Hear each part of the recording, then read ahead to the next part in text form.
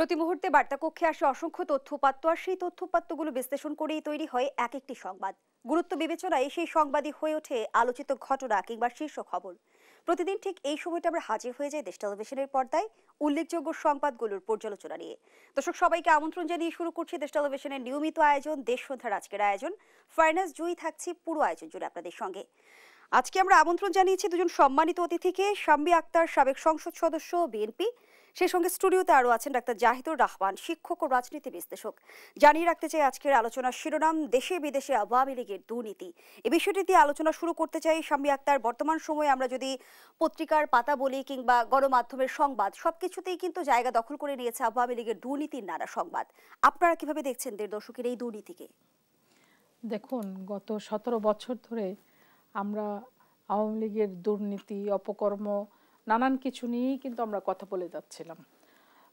BNP যে 17 বছর ধরে যেই সংগ্রামটি চালিয়ে যাচ্ছিল বাংলাদেশের মানুষের ভোটাধিকার পুনরুদ্ধারের জন্য, সেই আন্দোলন চালিয়ে যাওয়ার সময়ে আওয়ামী লীগের যেই অপকর্মগুলো ছিল, দুর্নীতিগুলো ছিল, সব কিছু নিয়েই কিন্তু আমরা কথা বলেছি, সবসময়ই কথা বলেছি, কথা বলার চেষ্টা করেছি, সোচ্চার থাকার চেষ্টা করেছি। সেটা যতক্ষণ আমরা সংসদে ছিলাম আমরা সংসদে বলেছি, যখন আমরা সংসদে আর যাইনি সংসদের বাইরে আমরা কথা বলার চেষ্টা করেছি।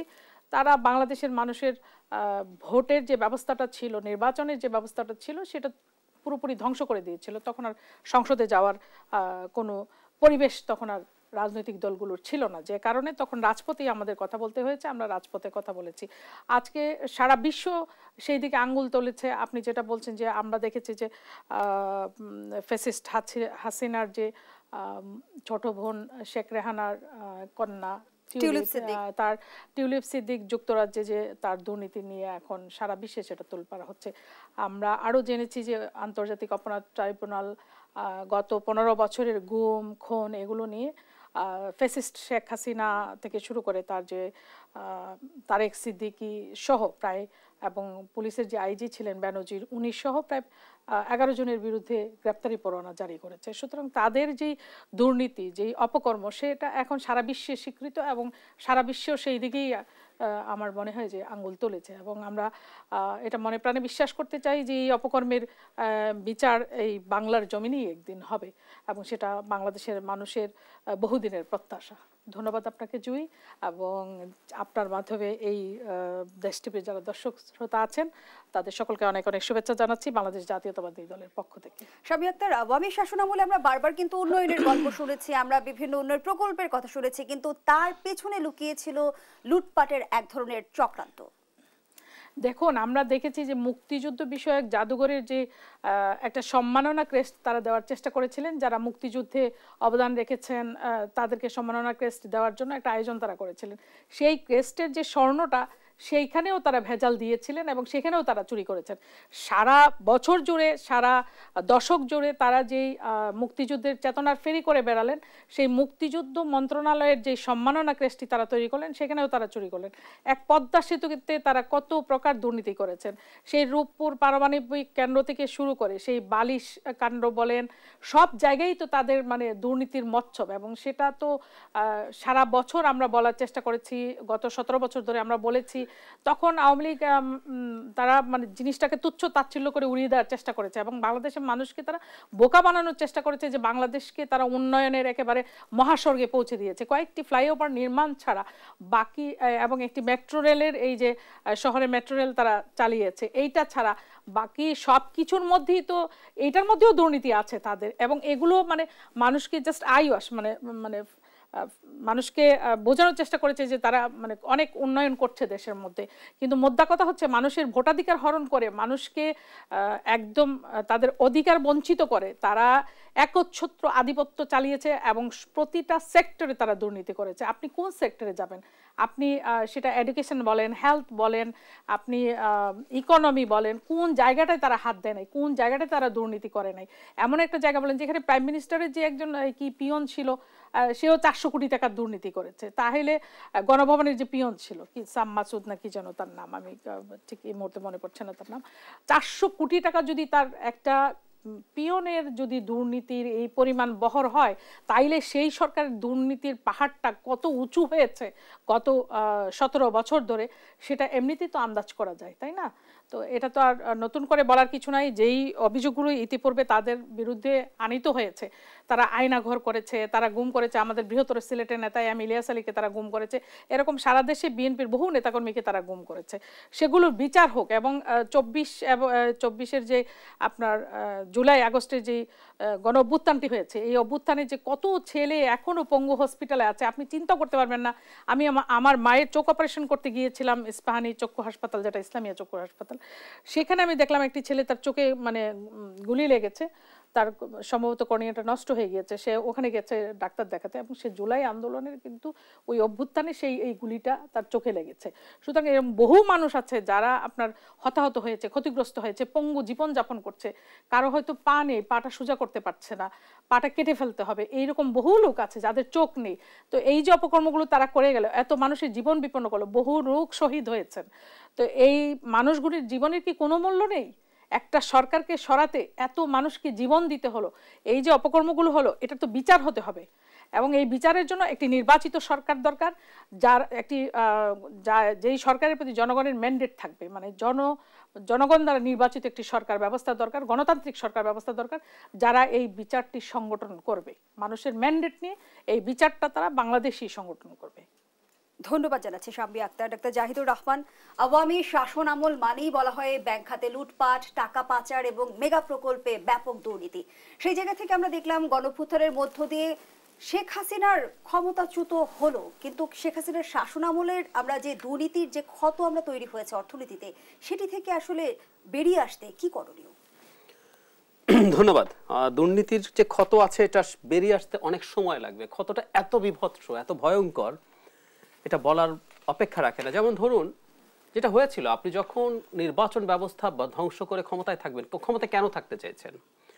ক্ষমতার এক ধরনের মজা আছে, আপনি চাইলে যে কোনো কিছু করতে পারেন, আর তার চাইতে জরুরি কথা আপনি আসলে অসৎ উপায়ে প্রচুর উপার্জন করতে পারেন। একটা নেক্সাস তৈরি হয়েছিল, যে নেক্সাসে রাজনীতিবিদরা ছিলেন, সামরিক বেসামরিক আমলারা ছিলেন, পুলিশ ছিল এবং ব্যবসায়ীরা ছিলেন। তারা দেশের বিভিন্ন জায়গায়, যেমন আমি কয়েকটা মোটা দাগের কথা বলি। একটা হচ্ছে মেগা প্রজেক্ট, এটা নিয়ে আমরা সবাই জানি। আমরা জানি সম্প্রতি সরকার যে একটা শ্বেতপত্র কমিটি করেছিল, তারা কিন্তু বাংলাদেশের দুর্নীতির ব্যাপকতা কতটুকু সেটা তারা বের করে এনেছেন। এখানে তারা মেগা প্রজেক্ট ধরিয়ে ধরিয়ে দেখেছেন সেখানে কি হয়েছে। তারপরে ব্যাংক লুট হয়েছে বাংলাদেশে। এই মুহূর্তে সমস্যাযুক্ত ঋণ, এই যে আমরা খেলাপি ঋণ বলে যে অংশটা দেখি, এটা জেনুইন না, এর মধ্যে আরো অনেক কিছু যোগ হবে। এর মধ্যে রাইট অফ করা লোন যেগুলো আমরা অবলোপন করছি, তারপর মামলা স্থগিত আছে, এরকম যদি হিসাব করি আমাদের খেলাপি ঋণ প্রায় 20%। তার মানে অঙ্কটা এরকম দাঁড়াবে 6 লাখ কোটি টাকার বেশি খেলাপি ঋণ আসলে আমাদের এই মুহূর্তে বাজারে আছে। মানে এটা দিয়ে 23টা পদ্মা সেতু তৈরি করা যাবে, হিসাবটা এইরকম। তো ফলে এটা গেল, ব্যাংক থেকে লুট হয়েছে সরাসরি। আমাদের পণ্য থেকে, সাধারণ মানুষের যে পণ্য, ভোগ্য পণ্যের টাকা আমরা খুব ভালো ধরতে পারি না। ধরুন সয়াবিন তেল, 4-5টা কোম্পানির হাতে এটা আছে। এখানে 5 টাকা 10 টাকা যখন বাড়িয়ে দেন আপনি, তখন এই অল্প সময়ের মধ্যে বাজার থেকে হাজার হাজার কোটি টাকা তুলে নেওয়া হয়। এখানে প্রচুর লুটপাট হয়েছে। এখন সিন্ডিকেট কে নিয়ন্ত্রণ করছে? এখনো আসলে তারাই নিয়ন্ত্রণ করছে। আমি আসছি ওই জায়গায়। তাহলে যে ক্ষতটা তৈরি হলো, সেই ক্ষতটা পূরণ করা খুব টাফ। ব্যাংকগুলো যখন প্রায় দেউলিয়ার পর্যায়ে আপনি নিয়ে গেছেন, আমাদের নতুন সরকার এবং আমাদের গভর্নর বলেছিলেন যে ওনারা কোনো ব্যাংককে আর সরকার থেকে টাকা দেবেন না, কিন্তু উনি দিতে বাধ্য হয়েছেন, কারণ ব্যাংকগুলো না হয় দেউলিয়া হয়ে যাবে। আমরা কিছুদিন আগে 10টা ব্যাংকে 2,500 কোটি, 22,500 কোটি টাকা সরকারের দিক থেকে দেয়া হয়েছে। ফলে যে ক্ষতটা খুব বড়। আমার মনে হয় সরকারের এই জিনিসটা জনগণকে জানানো দরকার, যে ক্ষতি যে পরিমাণ হয়েছে সেটা থেকে উঠে আসতে সময় লাগবে, ব্যাংক খাতকে ঠিক করতে হবে। নাম্বার 2 হচ্ছে আমাদের রিজার্ভের যে ক্ষতি, রিজার্ভ হয়ে মানে ক্ষতি হয়েছে মূলত টাকা পাচারের জন্য, কারণ আপনি বৈধ পথেও প্রচুর টাকা পাচার করেছেন, ওভার ইনভয়েসিং, আন্ডার ইনভয়েসিং এর মাধ্যমে। সো আপনার রিজার্ভের ক্ষতি হয়েছে, সেটা এখন পতন ঠেকানো গেছে, কিন্তু এখনো সেই কমফোর্টেবল অবস্থা আসতে সময় লাগবে, কারণ ক্ষতিটা এত বেশি হয়েছে। যেটা জরুরি, যে কি করলে হবে আপনি জিজ্ঞেস করছিলেন, একটা সুশাসন যাতে সরকারের দিক থেকে হয়। আমরা সেই সুশাসন অন্তত এই একটা জায়গায় ভালো মতো দেখছি, কিন্তু আরেকটা বড় ঝুঁকি রয়ে গেছে। সেটা হলো কি, অর্থনীতিতে কনফিডেন্স ফিরে আসার জন্য আসলে এই ধরনের সরকারের সময় ব্যবসায়ীতে কনফিডেন্স ফিরে আসেন। আপনি যদি আপনাকে একজন ব্যবসায়ী হিসেবে কল্পনা করেন, আপনি চিন্তা করে দেখেন যে একটা সরকার যেটার আয়ু এক বছর আছে, কম বেশি একটু বেশি হতে পারে, সর্বোচ্চ 1.5 বছর আছে, আপনি ফার্দার ইনভেস্টমেন্টের জন্য এই সরকারটাকে সময়টাকে জেনুইন মনে করবেন না। আপনি রাদার অপেক্ষা করবেন যে একটা নির্বাচিত সরকার আসুক, সেটা লম্বা সময় থাকবে, তার অবস্থাটা কেমন হয় সেটার উপর ডিপেন্ড করে আমি ইনভেস্ট করব। সো এই সরকার একটা বড় ঝুঁকি হচ্ছে তার নেচারের কারণে। এই ধরনের অস্থায়ী সরকারের সময় ইনভেস্টমেন্ট ভালো হয় না। সুতরাং সরকার যতই চেষ্টা করুক, আসলে দিনের শেষে একটা মানে নির্বাচিত সরকার লাগবে অর্থনীতির ক্ষত পুরোপুরি সারতে। এটা হলো জরুরি কথা। আর আপনি যে কথাটা বলছিলেন, আস্থা অর্থনীতিতে ফিরে আনার জন্য আরেকটা জিনিস জরুরি, যেটা আপাও বলছেন, বিচার করাটা জরুরি। মানে একটা অর্থনীতিতে এইরকম ডিজাস্টার ঘটিয়ে গেল কিছু মানুষ, খেয়াল করবো আমরা, মানে সরকারের আন্তরিকতার ঘাটতি আমি দেখছি। সব কমিশনের সবার শেষে দুদকের পরিবর্তন হয়েছে, এবং দুদক হওয়া উচিত ছিল সবার আগে। এবং আপনি গড়ে যেভাবে হত্যা মামলা দিচ্ছেন, তার চাইতে আপনার উচিত ছিল এইসব যাদেরকে ধরা হয়েছে তাদের প্রত্যেককে আপনি খুব ইজিলি দুর্নীতির মামলায় আসলে নিয়ে আসতে পারতেন, নিয়ে আসা সম্ভব ছিল। সো দুদক তৈরি হয়েছে, দুদক কি এখনো যথেষ্ট এফেক্টিভলি আপনার আমার সামনে দেখাচ্ছে যে তারা কাজ করছেন? একটা কথা জরুরি, একটা সোসাইটিতে আপনি বিচার যদি নিশ্চিত করতে না পারেন, তাহলে ভবিষ্যতে আপনি সেই অর্থনীতি বা ওই সোসাইটি, ওই স্টেট রান করতে পারবেন না। এই রকম লুটপাটের পরও যদি তারা সঠিকভাবে বিচারের আওতায় না আসে, লুটপাট আপনি বন্ধ করতে পারবেন না। কিন্তু বাংলাদেশের বাস্তবতায় অলিগার্কদের চিহ্নিত করতে দুদক কতটা আসলে সক্ষম? সক্ষমতা যথেষ্ট আছে, সদিচ্ছা আছে, এবং সাহস আছে কিনা, আমি সাহসের প্রশ্ন করছি। সদিচ্ছা থাকলেও সাহস নেওয়ার প্রশ্ন আছে। প্রশ্ন আছে কেন? কিছুদিন আগে সচিবরা অকল্পনীয় রকম, বেয়াদবি শব্দটা আমি ব্যবহার করছি জেনে শুনে, করেছেন। তারা সার্ভিস রুল ভেঙে যা যা করেছেন এগুলো কোনোটাই করতে পারেন না। কিন্তু কারো বিরুদ্ধে কি কোনো ব্যবস্থা নেওয়া হয়েছে? একটা নোটিশ দিয়ে একটু শক্ত কথা বলেছে, কঠোর হবেন, কিন্তু আপনি কোনো কঠোরতা কি আপনার আমার কাছে জানিয়েছে? কারণ আমাদের জানতে হবে তো, ইটস মাই স্টেট, এটা আমার দেশ। সুতরাং আমি দেখতে চাই আমার বেতনে যে আমলাদেরকে পোষা হয় আমার সেবার জন্য, তিনি যখন নিয়ম ভাঙেন তার বিরুদ্ধে কি হয়েছে এটা আমি জানতে চাই। আমরা কি জেনেছি? জানিনি। সুতরাং সরকারের আদৌ সাহসও আছে কিনা, বা সরকারের ভয় কেন এত এইসব পদক্ষেপ নেয়, আমি একেবারেই জানি না। আপনি আরেকটা প্রশ্ন করছিলেন অলিগার্কদের বা এই সিন্ডিকেটটা ভেঙে দেয়া। এই সিন্ডিকেট ভেঙে দেওয়া আসলে এত সোজা না, এটা সমস্যা আছে। আমরা যদি অর্থনীতির বেসিকটুকুও জানি যে অত্যাবশ্যকীয় কিছু পণ্যের, ধরুন চিনি, ভোজ্য তেল 4-5টা কোম্পানির হাতে, পোলট্রির পুরো ফিড, তার ঔষধ, এগুলো 4-5টা কোম্পানির হাতে। এখন আপনি যদি এদেরকে খুব অহেতুক চাপ দিতে শুরু করেন, এটাও এক দুঃখজনক কথা। ধরে নিয়ে আসলেন, কেউ কেউ বলে না যে আমি বিশেষ ক্ষমতা আইনে গ্রেফতার করবো, একজন উপদেষ্টা বলেছেন, লাভ হবে না। আপনার একটা চিনি ব্যবসা আছে, চিনি রিফাইনারি আছে, আপনি এনে চিনি রিফাইন করেন, আপনাকে ধরে আপনি চিনি রিফাইনারি বন্ধ করে দিলেন, ফলে বাজার আরো অস্থির হয়ে যায়। এটা শর্ট টার্মে করা যাবে না, সরকারের যেটা করা উচিত, কিন্তু সেই পদক্ষেপ আমরা দেখছি কিনা সেটা হলো প্রশ্ন। আপনাকে আসলে আরো ব্যবসায়ীদেরকে এনকারেজ করতে হবে, প্রয়োজনে সহজ শর্তে ঋণ দিতে হবে যাতে তারা এই ব্যবসাগুলোতে আসেন। ফলে একটা বাজারে যখন অপারেটর বেড়ে যায়, অর্থনীতির ভাষায় আসলে যেটাকে আমরা সিন্ডিকেট বলি, এটা আসলে অর্থনীতির ভাষায় অলিগোপলি, 4-5টা কোম্পানি মিলে নিজেদের মধ্যে যোগসাজশ করে তারা বাজার নিয়ন্ত্রণ করে, এটা ভেঙে দেওয়ার চেষ্টা, সেটাও আমরা খুব ভালো দেখছি তা না। তার আগে জরুরি হচ্ছে যেসব ক্ষেত্রে সংকট আছে সেসব ক্ষেত্রে সরকার অন্তত একটা কাজ দ্রুত করতে পারে, সেটা হচ্ছে সাবসিডি দিয়ে মানুষের কাছে পণ্য সহজে বিক্রি করা। সেটাও কি আছে? টিসিবি ট্রাক আছে, টিসিবি ট্রাকের পেছনে লাইন কি আওয়ামী লীগের সময় যত লম্বা ছিল তার চেয়ে কমেছে? কমে নাই তো, এখনো একই সমান। তার মানে অপর্যাপ্ত সংখ্যক ট্রাক আপনি দিচ্ছেন, মানুষ তার চেয়ে অনেক বেশি। এবং আমি প্রায় বলি এটা একটা good indicator of the economy. আপনি লাইন দেখবেন এবং লাইনে কি ধরনের পোশাক পরা মানুষ আছে সেটাও দেখবেন। আপনি ক্লিয়ারলি দেখবেন যে খুব গরিব মানুষই শুধু না, নিম্ন মধ্যবিত্ত বা মধ্যবিত্ত ক্ষেত্র বিশেষে সেখানে দাঁড়াচ্ছে। তো এই সরকারও তো এই জিনিসগুলো তো ঠিকঠাক ম্যানেজ করতে পারছে না। সেখানে দ্রব্যমূল্যের নিয়ন্ত্রণ আসলে আমরা দেখছি কোনোভাবে আশানুরূপ ফলাফল বয়ে আনতে পারছে না। পারছে না। ওই যে বললাম যে আপনি যখন একটা সরকারের সক্ষমতার প্রশ্ন আছে, একটা সরকার কিন্তু প্রশাসক, আমরা শাসন বিভাগ বলি, আমাদের রাষ্ট্রে 3টা বিভাগের মধ্যে আইন বিভাগ, বিচার বিভাগ, একটা শাসন বিভাগ। আপনাকে শাসন করতে হবে, তো আপনাকে প্রয়োজনে শক্ত পদক্ষেপ নিতে হবে, আপনাকে প্রয়োজনে বল প্রয়োগ করতে হবে। আপনি এগুলো কোনোটাই করছেন না। ফলে এই সরকারটাকে অতি নমনীয়, অতি সফট একটা, মানে 10 জন মানুষ আমি যদি রাস্তা দখল করি, আমার 10 ঘন্টা 11 ঘন্টা রাস্তা বন্ধ থাকবে, কেউ কিছু এসে বলবে না, এইরকম পরিস্থিতি এখানে তৈরি হয়েছে। আর এই কারণেই কি আসলে আমলারা সরকারকে এক ধরনের জিম্মি করার দুঃসাহস দেখায়? আমি আর সেই জায়গা থেকে যদি বাস্তবতা তাই হয়, তাহলে আসলে জনপ্রশাসনের সংস্কার কিভাবে সম্ভব, কতটা চ্যালেঞ্জিং, সেই প্রশ্নটি রেখে যাচ্ছি আপনার কাছে। বিরতির সময় হয়েছে। দর্শক, দেশসুন্দর রিপোর্ট একটা বিরতি দিচ্ছি, সাথেই থাকুন।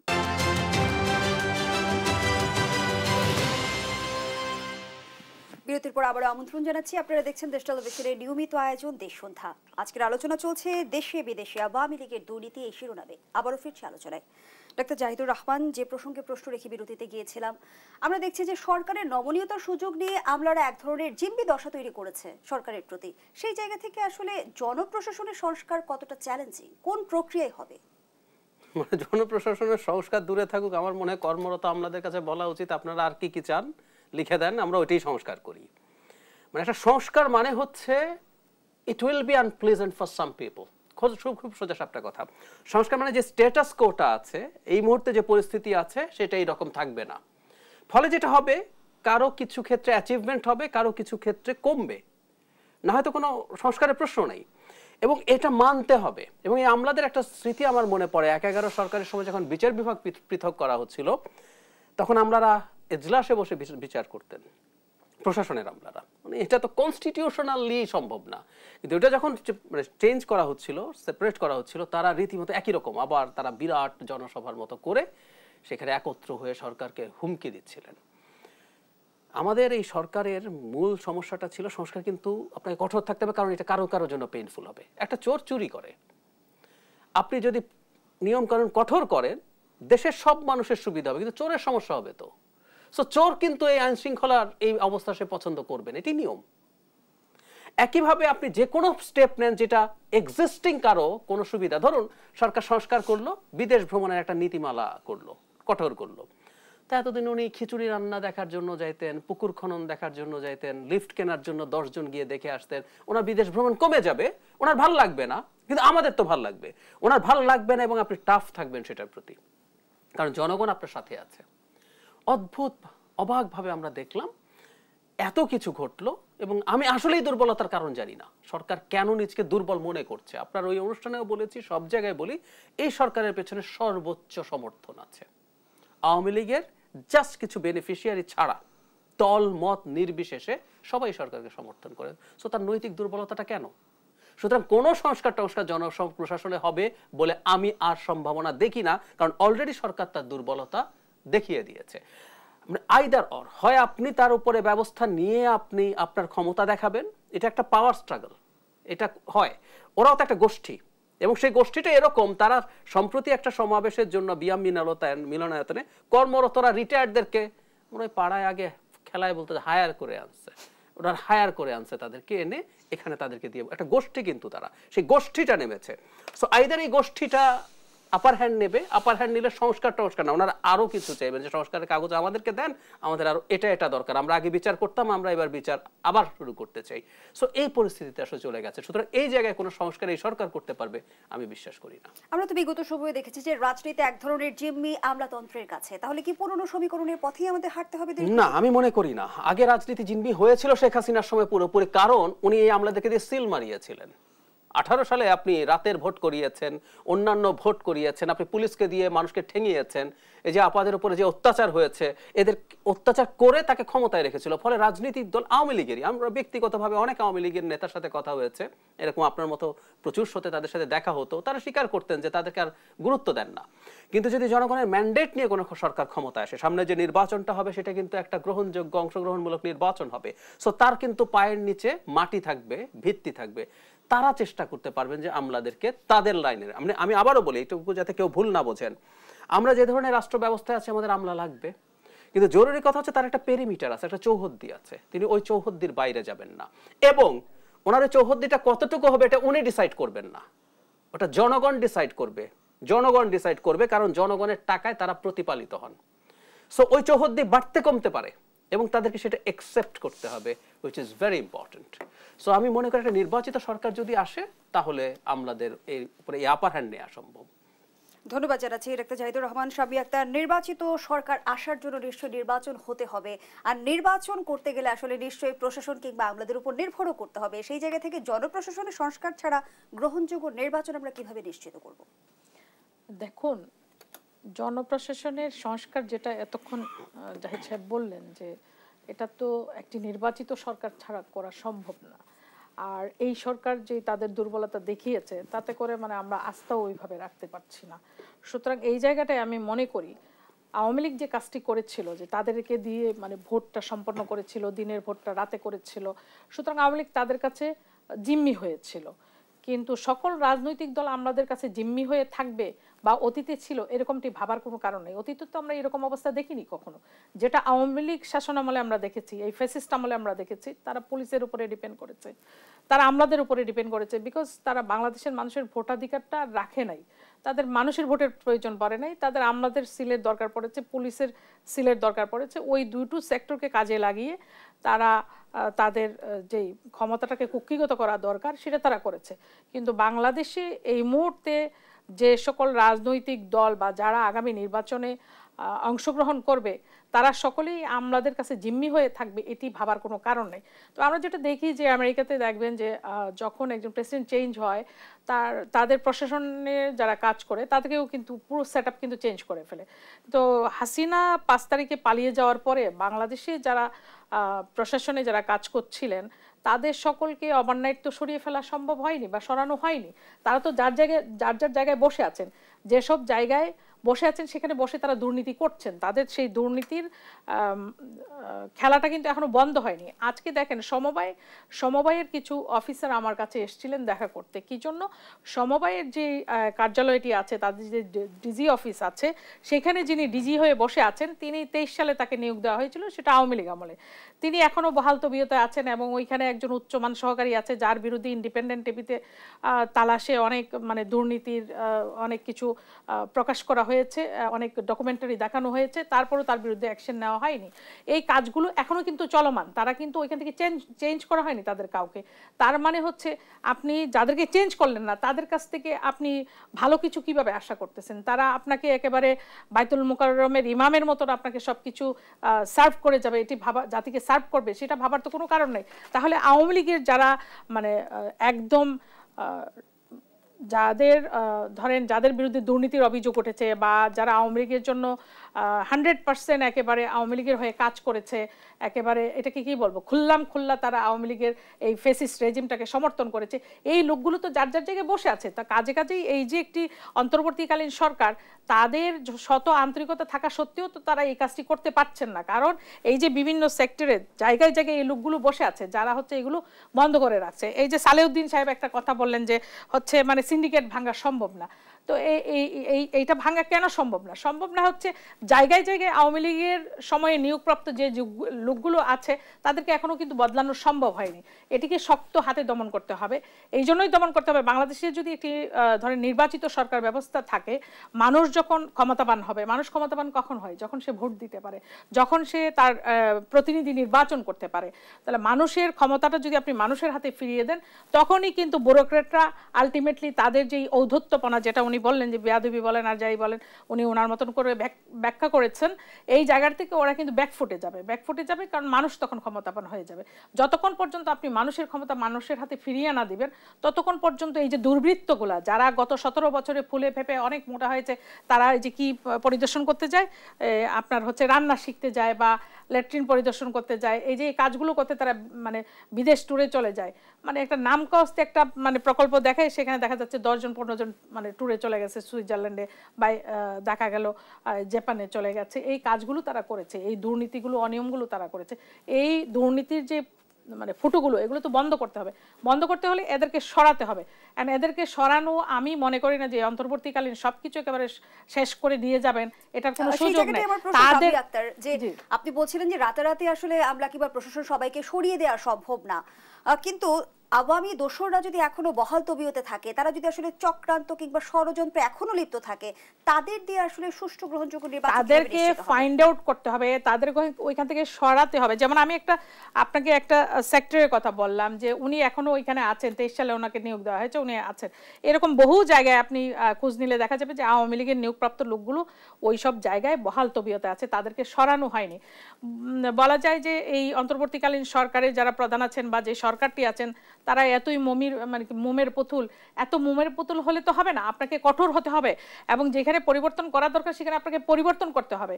মুদ্রা কথা হচ্ছে একটি নির্বাচন অনুষ্ঠানের জন্য কি কি ব্যবস্থা নিলে একটি সুষ্ঠু নির্বাচন করা যায়, যেখানে সব মানুষ ভোট দিতে পারবে, যেই নির্বাচনটি বাংলাদেশের সব মানুষের কাছে গ্রহণযোগ্য হবে, সকল রাজনৈতিক দলগুলো যারা নির্বাচন করতে চায় তারা নির্বাচনে অংশ নিতে পারে, এবং সেই রকম একটি পরিবেশ আপনি তৈরি করতে পারেন, সেটাই তো আপনার কাজ। অন্তর্বর্তীকালীন সরকারের কাজটা কি?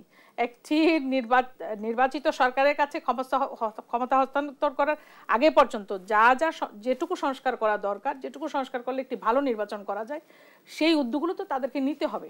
তারা যদি বলেন যে সিন্ডিকেট ভাঙা যাবে না, তারা যদি বলেন করতেছি যদি লাগলে লেগে যায়, এই টাইপের কথাবার্তা তো মানুষ শুনতে চায় না। মানুষ গত 17 বছরে মানে টায়ার্ড একদম। আওয়ামী লীগের এই যে এত অত্যাচার, এত নির্যাতন, মানুষ এখন এই ধরনের কথাবার্তা আসলে শুনতে চাচ্ছে না। মানুষ চাচ্ছে একটি সুষ্ঠু নির্বাচনের জন্য যেটুকু পরিবর্তন করলে, যেটুকু সংস্কার করলে একটি ভালো নির্বাচন অনুষ্ঠান করা যায়, একটি গণতান্ত্রিক সরকারের কাছে তারা ক্ষমতা হস্তান্তর করতে পারেন। আমার মনে হয় তারা সেই উদ্যোগগুলো নিলে দেশবাসীর কাছে তারা প্রশংসনীয় হবেন, তারা আরও সম্মানিত হবেন। নির্বাচন নিয়ে বিএনপির মনে কোনো সংশয় রয়েছে কি? ইতিমধ্যে আমরা জানি অন্তর্বর্তী সরকার দুটি নির্বাচনের সম্ভাব্য সময়সূচি প্রকাশ করেছে, কিন্তু আপনারা কেন আশ্বস্ত হতে পারছেন না? প্রশ্নটি রাখছি, আবারও বিরতির সময় হয়েছে। দর্শক, দেশ সন্ধ্যার এই পর্যায়ে আবারও বিরতিতে যাচ্ছি, সাথেই থাকুন।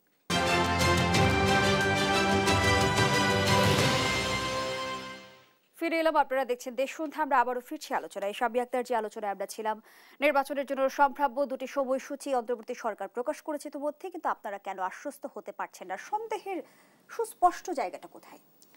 সুস্পষ্ট জায়গাটা এইখানে যে আপনি বললেন যে নির্বাচনের দুটো সম্ভাব্য তারিখ ঘোষণা হয়েছে। আমার প্রশ্ন হচ্ছে, নির্বাচনের দুটো সম্ভাব্য তারিখ কেন? নির্বাচনের একটি সম্ভাব্য তারিখ নয় কেন? এবং সেটাই তো হওয়া উচিত ছিল। জাতি তো সেটাই আশা করেছিল যে একটি সম্ভাব্য তারিখ ঘোষণা করা হবে এবং তাদের যে স্টেপগুলো তারা নেবেন নির্বাচন অনুষ্ঠানের জন্য, সেটি আমরা দেখতে পাবো, জনসমক্ষে সেটি তারা উন্মোচন করবেন। আপনার এই প্রশ্নের ব্যাখ্যাটাও কিন্তু অন্তর্বর্তী সরকারের প্রধান উপদেষ্টা ইতিমধ্যে দিয়েছে, যে রাজনৈতিক দলগুলো আসলে কতটুকু সংস্কার চায় সেই বিষয়ে আসলে ঐক্যমত্যে পৌঁছে তারপর নির্বাচনের তারিখ নির্ধারিত হবে। দেখুন, রাজনৈতিক দলগুলো কতটুকু সংস্কার চায় এটা আমার কাছে মনে হচ্ছে বালখিল্য একটা কোয়েশ্চেন। কারণ উনি নিশ্চয়ই জানেন যে কতটুকু সংস্কার করলে একটি ভালো নির্বাচন করা সম্ভব, এবং সেই সদিচ্ছা, সেই আন্তরিকতা সেটা যদি ওনার থাকে, ওনার যেই সরকার আছে সেই সরকারের যদি থাকে, তাহলে এই প্রশ্ন রাজনৈতিক দলের কাছে করার কোনো প্রয়োজন নেই। সেটি সেই সংস্কারগুলো, প্রয়োজনীয় সংস্কারগুলো করে তারা নির্বাচন অনুষ্ঠানের উদ্যোগ যদি গ্রহণ করেন, তারিখ ঘোষণা করেন, কতক্ষণ উনি নিজে ঘোষণা করবেন, কতক্ষণ ওনার প্রেস সেক্রেটারি ঘোষণা করবে, এইরকম নাটকীয়তা আমরা দেখতে চাই না। আমরা পরিষ্কার পরিচ্ছন্ন কিছু দেখতে চাই। যেরকম একটি ভোরের সূর্যোদয়, এটা পরিচ্ছন্ন একটা জিনিস, পরিষ্কার জিনিস। এটা সূর্য যখন উদিত হবে মানুষ কিন্তু সেটা দেখতে পায়। আর যদি মেঘলা আকাশের নিচে পড়ে থাকে সূর্য, তখন কিন্তু দেখা যায় না। এরকম যদি টালবাহানা চলতে থাকে, প্রধান উপদেষ্টা একটা ডেট দিলেন, ওনার প্রেস সেক্রেটারি আরেকটা ডেট দিলেন, তখন কিন্তু একটা সেখানে সংশয়ের প্রশ্ন ওঠে। এবং আমরা যেটা দেখলাম, যে আপনি দেখেন শেখ হাসিনা পালিয়ে গেলেন, ওনার সরকারের যারা এই দুর্নীতিবাজ যেই মন্ত্রীগুলো ছিল, তারা কোথায় ছিল? তার একটা পর্যায়ে আসলো যে তারা ক্যান্টনমেন্টে হেফাজতে ছিল। সেখান থেকে বের হয়ে তারা কোথায় গেল? তারা হাওয়া হয়ে গেল কিভাবে? বাংলাদেশের এত এত বাহিনী আছেন, সেনাবাহিনী আছেন, নৌবাহিনী আছেন, বিমান বাহিনী আছেন, র্যাব আছেন, পুলিশ আছেন, এত কিছু আছেন, তো এত দুর্নীতিবাজরা এট এ টাইমে দেশ থেকে পালিয়ে গেল কিভাবে? জনগণ তো সেই প্রশ্ন এখন করে। কারা তাদেরকে পালিয়ে যেতে সুযোগ করে দিল?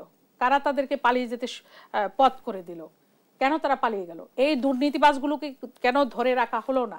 আপনি কি মনে করেন যে 5ই আগস্ট শেখ হাসিনা পালিয়ে যাওয়ার আগ মুহূর্তে যেই মিছিলগুলো গণভবন অভিমুখী হয়েছে, আপনি কি এখন ইতিমধ্যে গিয়েছেন গণভবনের অবস্থাটা দেখে এসেছেন কখনো? আপনি দেখবেন যে ওখানের ইটগুলো মানুষ খুলে খুলে নিয়ে গেছে।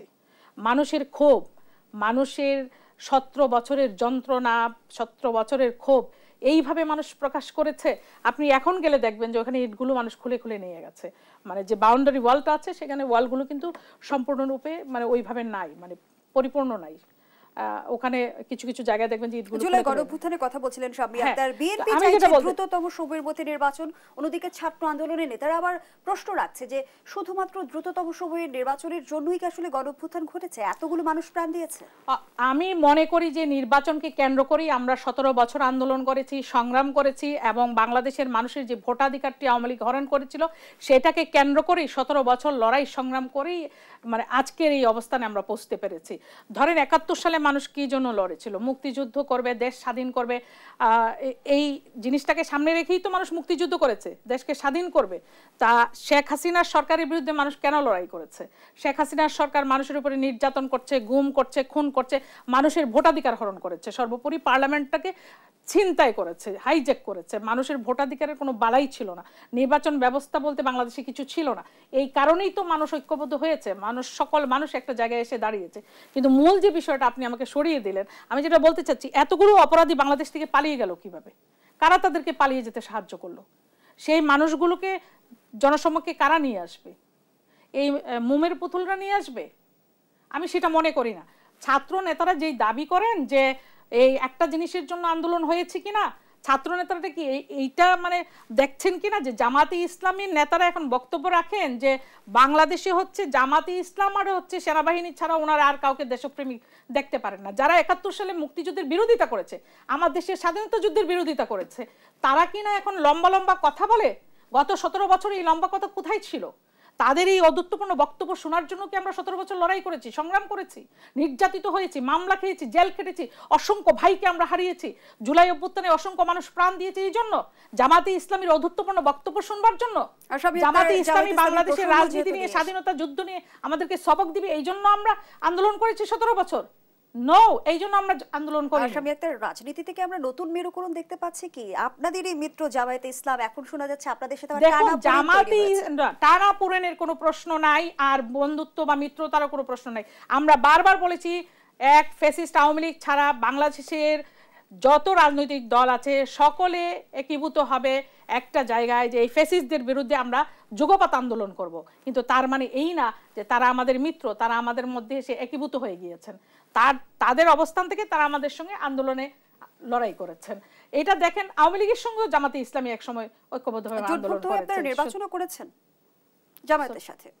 দেখেন, এটা আওয়ামী লীগও করেছে। আওয়ামী লীগ যা করেছে সেটা নিয়ে যদি আপনি আমাকে প্রশ্ন করেন, সেই প্রশ্ন তো মানে এটা এখন আপনি করতে পারেন না, কারণ এই একই কাজ আওয়ামী লীগও করেছে। এখন জামাতে ইসলামের সঙ্গে করেছি মানে কি এই যে সে ৭১ সালে, সেখানে আমার প্রশ্ন, সেটা আপনারা করার বৈধতা কি পান? কোনটা? আওয়ামী লীগ যা করেছে না, আমরা তো কোনো দুর্নীতির পক্ষে তো আমরা সাফাই গাচ্ছি না, আমরা কোনো দুর্নীতি হোক সেটা তো আমরা চাচ্ছি না। আমি যেটা বলতে চাচ্ছিলাম আপনাকে, যে জামাতে ইসলামী মুক্তিযুদ্ধের বিরোধিতা করলো ৭১ সালে, সেই জামাতে যদি এখন জামাতে ইসলাম যদি আমাদেরকে মুক্তিযুদ্ধের সবক দেয়, তারা যদি বলে তারা ছাড়া আর কেউ দেশপ্রেমিক নাই, যারা কিনা দেশ প্রতিষ্ঠা লগ্নেই দেশের বিরোধিতা করেছে, তাদের কাছ থেকে আমাদের দেশপ্রেমের সবক নিতে হয়, আমি এই জায়গাটায় আপনাকে প্রশ্ন করেছি। তাদের কাছে এই সবক শোনার জন্য আমরা ১৭ বছর লড়াই করেছি, এই জন্য আমরা জেল খেটেছি, মামলা খেয়েছি, আমরা নির্যাতিত হয়েছি, আমাদেরকে শারীরিকভাবে নির্যাতন করেছে আওয়ামী লীগ সরকার, অ্যারেস্ট করে ধরে নিয়ে পিটাইছে আমাদেরকে এই জন্য। জামায়াতে ইসলামের পক্ষ থেকেও শোনা যায় যে তারাও নির্যাতিত হয়েছে বিগত ১৭ বছর। তারা নির্যাতিত হয়েছে, তার মানে তো এইটা জাস্টিফাই হয়ে যায় না যে তারা ৭১ সালে দেশের বিরোধিতা করেনি, তারা করেছে। কিন্তু জামাতে ইসলামের এজেন্ডা বাস্তবায়ন করার জন্য তো ৫ই আগস্টের গণঅভ্যুত্থান হয়নি।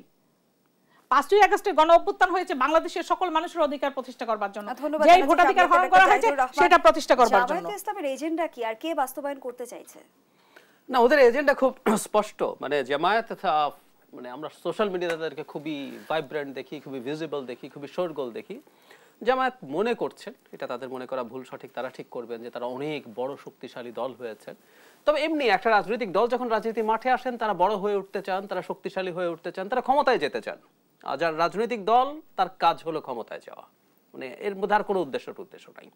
যে দল নতুন হবে তারও প্ল্যান হচ্ছে ক্ষমতায় যাওয়া। তো জামাত ক্ষমতায় যেতে চায় এবং এই মুহূর্তে তারা নিজেদেরকে অনেক শক্তিশালী মনে করছেন। এই পারসেপশন ঠিক কি ভুল সেটা ভিন্ন আলোচনা। এখন আপনি আপনাকে যে প্রশ্নটা করছিলেন যে ওনারা একসময় জোট করে নির্বাচন করেছেন, সেই জোট করে নির্বাচন করার এক ধরনের পরিস্থিতি সে সময় ছিল, কিন্তু এই পরিস্থিতি কি এখন আছে? যখন আওয়ামী লীগের সাথে নির্বাচন করছেন, সেই নির্বাচনী হিসেবের মধ্যে তাদের সেই গুরুত্ব ছিল, কিন্তু এখন যেটা দাঁড়িয়েছে, এখন যেহেতু আওয়ামী লীগ নেই, জামায়াতকে কি বিএনপির দরকার আছে?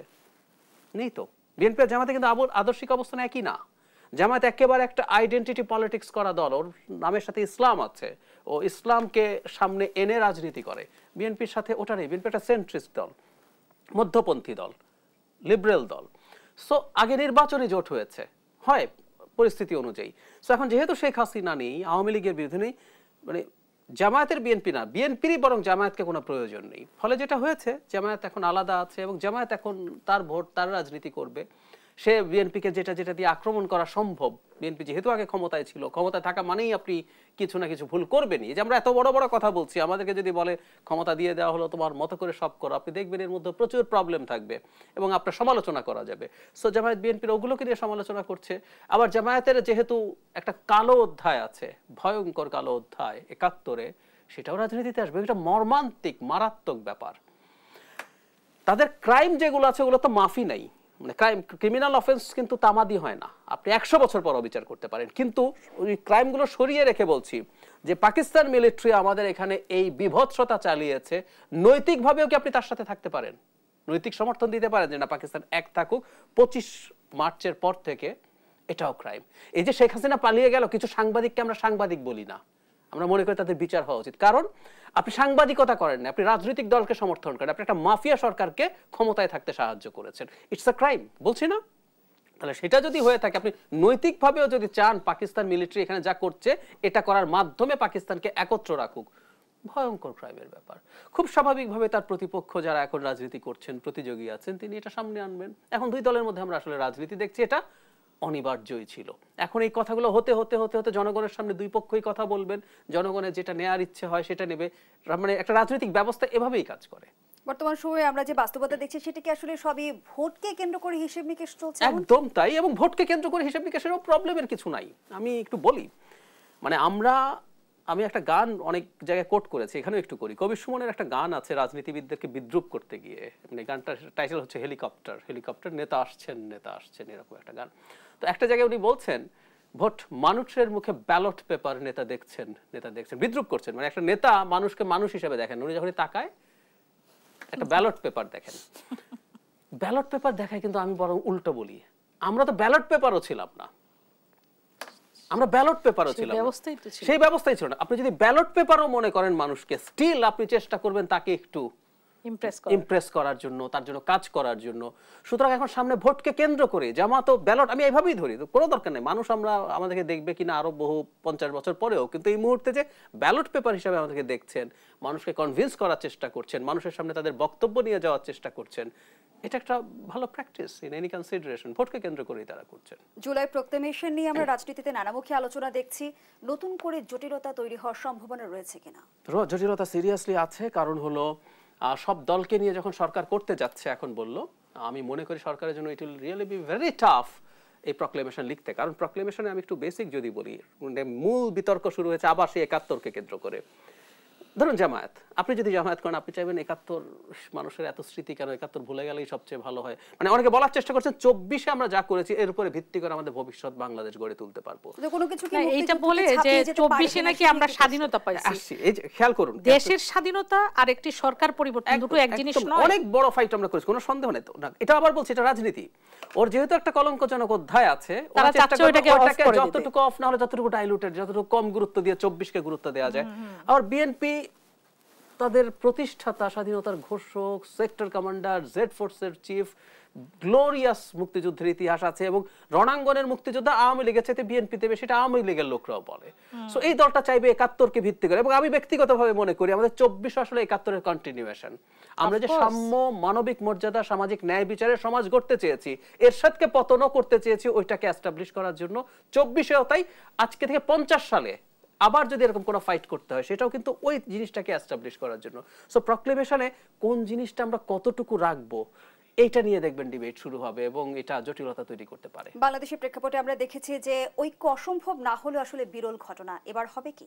আমি আশা করতে চাই, তবে মানে এবার অন্তত একটা সুযোগ আছে আমি মনে করি। আগে আমরা বসতাম, আমরা ঐক্য করবো না, আওয়ামী লীগ বিএনপির ওই যে তত্ত্বাবধায়ক ইস্যুতে যখন হয়েছে, এবার আমার মনে হয় ওই আইডিয়া নিয়ে বা মাইন্ডসেট নিয়ে আমরা যাচ্ছি না, এবং সবাইকে ছাড় দেওয়ার মানসিকতা রাখা উচিত। আমরা আশা করি পারবো, আগের চেয়ে অন্তত সম্ভাবনা বেশি আমি মনে করি। আমরা আমাদের আয়োজনের একেবারেই শেষ পর্যায়ে ধন্যবাদ জানাচ্ছি ডাক্তার জাহিদুর রহমান, ধন্যবাদ জানাচ্ছি শামীম আক্তার আপনাকেও। দর্শক, এখানেই শেষ করছি দেশসন্ধ্যার আজকের আয়োজন। ধন্যবাদ এতক্ষণ আমাদের সাথে থাকার জন্য।